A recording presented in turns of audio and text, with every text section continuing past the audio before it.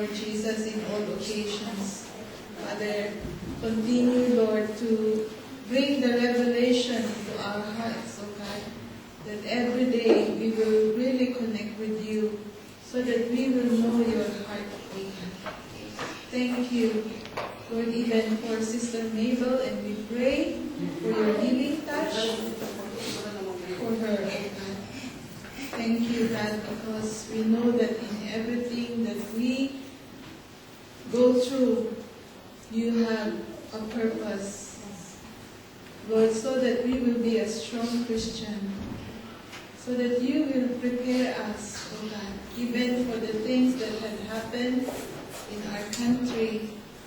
Lord, we know that you have a purpose, that we will be strong in our faith so that we can help others who are also suffering. Thank you, Father. Lord, even for this tithes and offering, because you have blessed us, oh God, that's why we were able to give. Lord, we pray that you will use it for the furtherance of your kingdom, that you will bless each and every one of us. In Jesus' name we pray. Shall we sing the song for them? Happy birthday. Happy birthday.